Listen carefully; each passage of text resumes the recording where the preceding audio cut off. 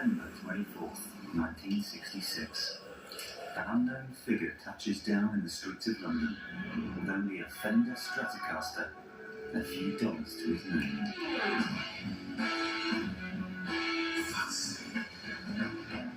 Within days of his arrival, Jimi Hendrix will turn the world of music upside down.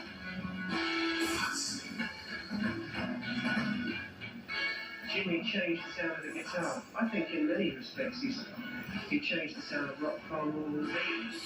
He calls himself a voodoo child, a virtuoso who in just 4 short years will take the blues from the Mississippi Delta to the psychedelic limits of outer space.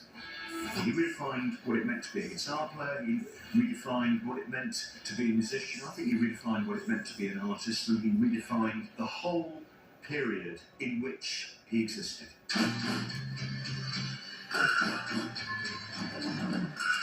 All that stuff that was going on in the 60s was channeled through Jimi Hendrix music. You can hear Martin Luther King being shot in Jimi Hendrix music. You can hear bombs falling on Vietnam in Jimi Hendrix music. You can hear bombs exploding in the heads of an entire generation on LSD in the music of Jimi Hendrix.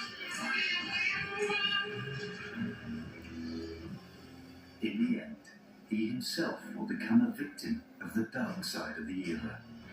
His tragic death bringing a symbolic end to the tumultuous 60s.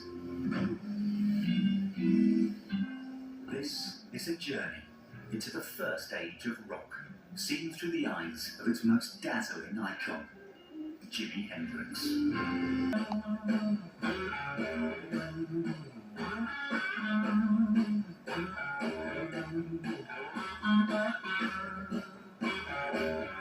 When Jimi Hendrix, the left-hander who played a right-handed guitar upside down, made his first explosive appearance in London in 1966, he sent shockwaves through the aristocracy of British music.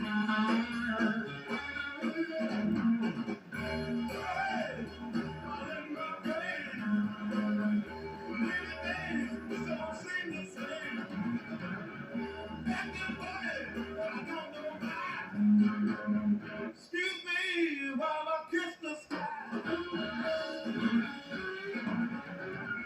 I saw him perform with everybody else, with Eric Clapton, with you name it, they were there. He came on stage and just like mind blowing.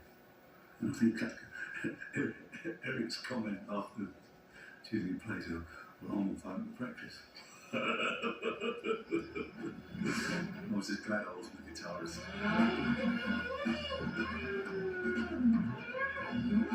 Like Eric Clapton, fellow guitarist Jeff Beck was also blown away by Hendrix's guitar pyrotechnics.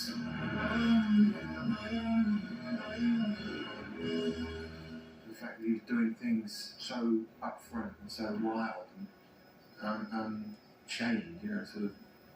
That's what I wanted to do, about being British and the victim of the caste system, whatever, you know, actually little schools we used to go to, I couldn't do what he did. And I just went away from there thinking I better think of something else to do.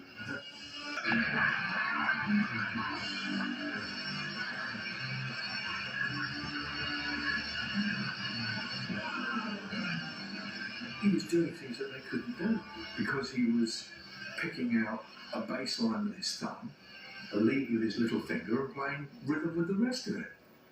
He was a kind of three-man group on one guitar.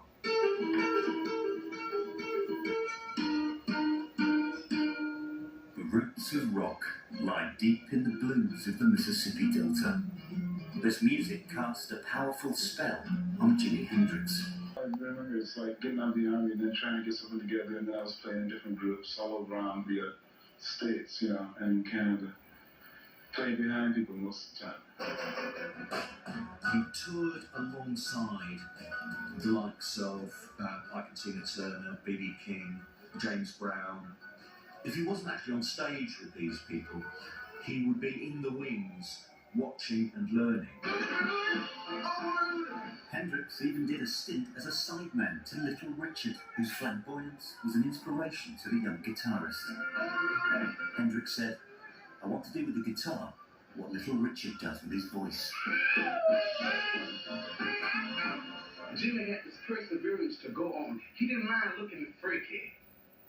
Like, I don't mind it. Because I was doing it before he was. And I know when he saw me, he gave him confidence and great recompense of reward. My Lord. Good look and sound.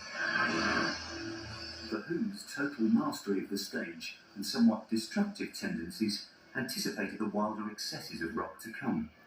Jimi Hendrix, for one, would borrow heavily from The Who's incendiary style of performance. He took an awful lot of what The Who were doing, the feedback stuff, the talent. He made it his own thing.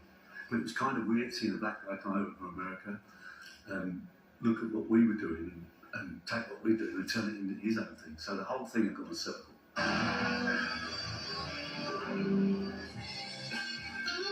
By mid-1966, Hendrix was going it alone, playing the clubs in Greenwich Village.